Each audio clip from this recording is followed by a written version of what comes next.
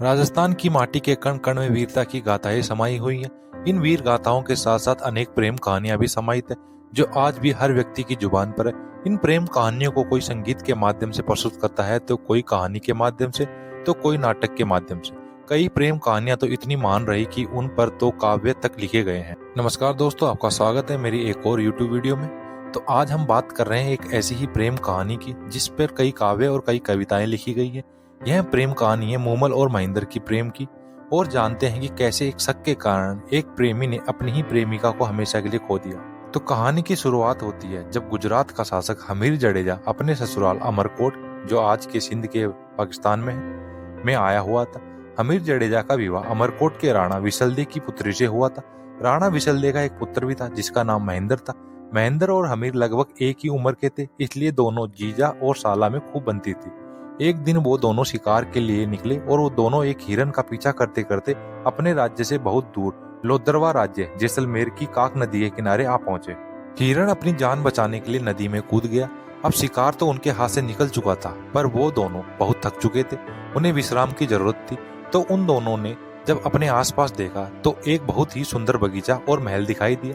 दोनों ने अपने घोड़ों को नदी पार की और बगीचे में प्रवेश किया तो दोनों आश्चर्यचकित थे और सोचने लगे कि इस वीरान जगह में इतना सुंदर बगीचा किसका हो सकता है। वो महल लोदरवा जैसलमेर की राजकुमारी मूमल का था। मूमल एक बहुत ही सुंदर राजकुमारी थी। उसकी सुंदरता के चर्चे लगभग पूरे विश्व, इराक, ईरान, सिंध प्रदेश तक थे। राजकुमारी मूमल ने अपने महल में पहरेदारों के साथ साथ जंगली व खतरनाक जानवर भी पाल रखे थे तथा शर्त रखी थी कि जो कोई भी इनसे लड़कर जीतकर राजकुमारी के कमरे तक पहुंचेगा वह उससे शादी करेगी। जब राजकुमारी ने उन दोनों की आवाज सुनी तो झरोके से उन दोनों को देखती है तो उसे गर्दन तक लटके लंबे काले बाल, चौड़ी छाती, भौहों तक तनी मूंछ और माजल भुजाओं वाले दो नौजवान अपना पसीना सुखाते नजर आए। मूमल ने तुरंत अपनी दासी को बुलाकर कहा कि वह नीचे जाकर नौकरों से कहे कि इन दोनों सरदारों के रहने खाने का इंतजाम करे। दोनों किसी अच्छे राजपूत घर के लगते हैं, शायद रास्ता भटक गए हैं। मूमल के आदेश के अनुसार नौकरों ने दोनों के लिए आराम करने की व्यवस्था की, उन्हें भोजन कराया। तभी मूमल की सहेली ने आकर उनसे उनका परिचय पूछा। राजा हमीर ने दोनों का परिचय दिया और उससे पूछा कि तुम किसकी सहेली हो, ये सुंदर बाग और मेढ़ी किसकी है और हम किसके यहाँ मेहमान हैं। ये सब सुनकर मूमल की सहेली ने कहा कि क्या आपने मूमल का नाम नहीं सुना, उसकी चर्चा नहीं सुनी? मूमल जो जग प्यारी के नाम से पूरे माड़ जैसलमेर देश में विख्यात है, जिसके गुणों का बखान ये काक नदी कल कल कर गा रही है। ये सुंदर बाग और झरोकेदार मेढ़ी उस मूमल का ही है। यहाँ पर राजकुमारी मूमल अपनी सहेलियों के साथ अकेली ही रहती है। इतना बताकर राजकुमारी की सहेली तो वहां से चली गई। जब खाना खाने के बाद एक सेवक उनके झूठे थाल उठाने आया तो वो राजा हमीर और महेंद्र से बोलता है कि क्या आप दोनों राजकुमारी मूमल की सुंदरता के बारे में नहीं जानते हो, और कहता है कि सरदारों, आप मूमल के बारे में क्या पूछते हो, उसके गुणों और रूप का तो कोई पार ही नहीं। वह शीशे में अपना रूप देखती है तो शीशा टूट जाता है। उसकी मेढ़ी की दीवारों पर कपूर और कस्तूरी का लेप किया हुआ है। वह रोज मन मन दूध से स्नान करती है और अपने शरीर पर चंदन का लेप करती है। मूमल तो इस दुनिया से अलग है, भगवान ने वैसी कोई दूसरी बनाई ही नहीं। कहते कहते सेवक ने आगे बताया कि मूमल अभी तक कुंवारी है।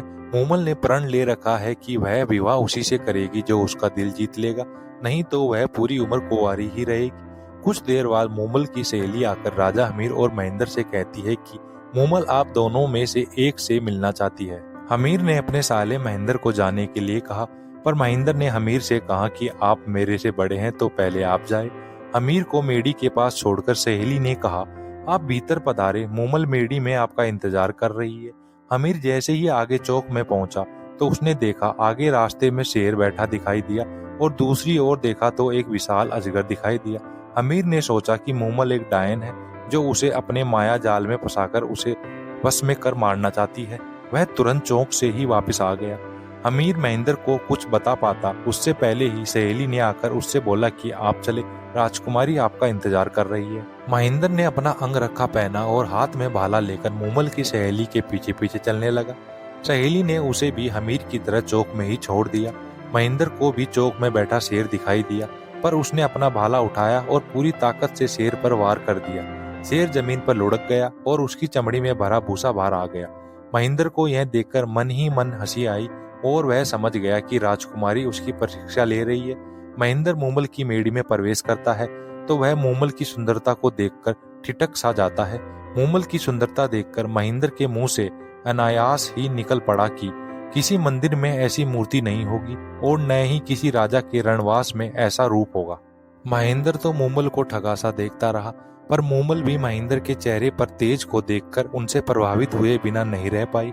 वह सोचने लगी कि क्या तेज है इस नौजवान के चेहरे पर, और नयन तो नयन क्या खंजर है। दोनों की नजरें आपस में ऐसे मिली कि हटने का नाम ही नहीं। आखिर मूमल ने अपनी नजरें नीची की और महेंद्र का स्वागत किया। दोनों बातें करने लगे और दोनों बातों में इतना खो गए कि कब रात बीत गई उनको पता ही नहीं चला। ऐसे पहली ही मुलाकात में दोनों को एक दूसरे से प्रेम हो जाता है।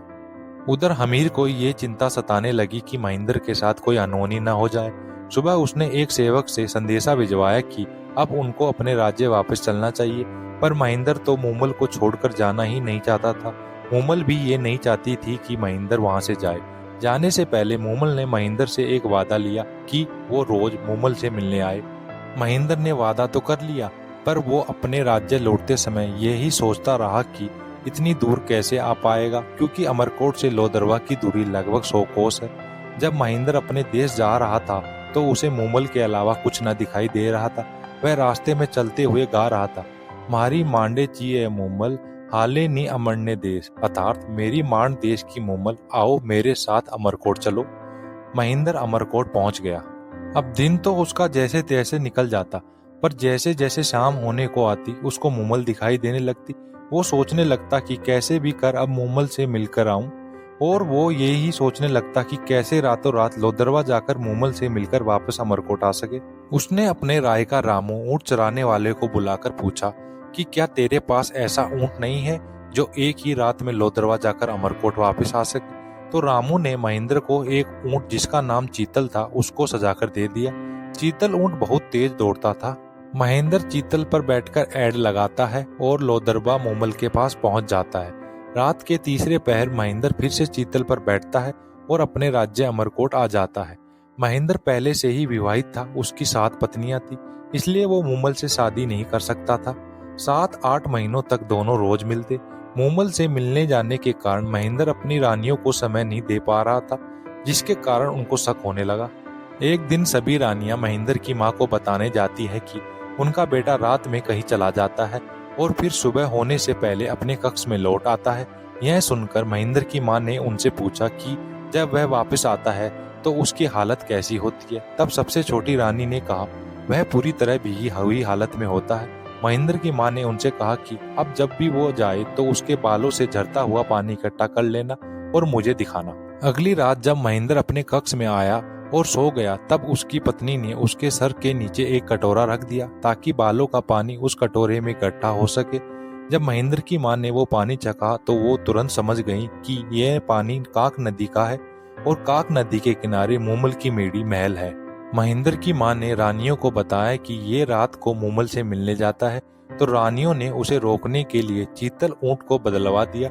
अगली रात जब महेंद्र ऊंट पर सवार होकर मूमल से मिलने गया तो उसका ऊंट रास्ता भटक गया और उसको लोदरवा पहुंचने में काफी देर हो गई। मूमल भी महेंद्र का इंतजार करके सो चुकी थी। जब महेंद्र मूमल के महल में पहुंचा तो उसने देखा कि मूमल एक पुरुष के साथ सो रही थी। दरअसल पुरुष के भेष में मूमल की बहन सुमल थी। सुमल अपनी बहन मूमल का दिल बहलाने के लिए महेंद्र का भेष पहन रखा था और दोनों बहनें खेलते खेलते थक गई और सो गई। महेंद्र वहां से मूमल से बिना मिले ही लौट आया। उसके मन में मूमल के प्रति घृणा होने लगी। जब बहुत दिनों तक महेंद्र मूमल से मिलने नहीं आया तो मूमल महेंद्र से मिलने अमरकोट पहुंचे, पर महेंद्र ने मूमल से मिलने से इनकार कर दिया। मूमल रोज महेंद्र से मिलने उसके महल जाती, पर महेंद्र मिलने से इनकार कर देता। आखिर मूमल ने एक ढोली गायक को बुलाकर उसे महेंद्र के पास भेजा, पर उसे महेंद्र ने मिलने ही नहीं दिया। किसी तरह वह महेंद्र के महल के पास पहुंचकर माड़ राग में गाना शुरू कर दिया। तुम्हारे बिन सोडा रण यह धरती धुंधली, तेरी मूमल रानी है उदास, मूमल के बुलाए पर असल प्रियतम महेंद्र अब तो घर आओ। रात को महेंद्र ने सोचा कि शायद मूमल पवित्र है और वो मेरे से बहुत प्रेम करती है, मुझे उससे मिलना चाहिए, पर मैं ये देखना चाहता हूँ कि मूमल मेरे से कितना प्यार करती है। उसने सुबह एक नौकर को मूमल के डेरे पर भेजा। नौकर रोता पीटता मूमल के डेरे पर पहुंचता है और कहता है कि महेंद्र जी को रात में काले नाग ने डस लिया। जिससे उनकी रात में ही मृत्यु हो गई। नौकर के मुंह से महेंद्र की मौत की खबर सुनते ही मूमल बेहोश होकर जमीन पर गिर गई और वहीं अपने प्राण त्याग दिए।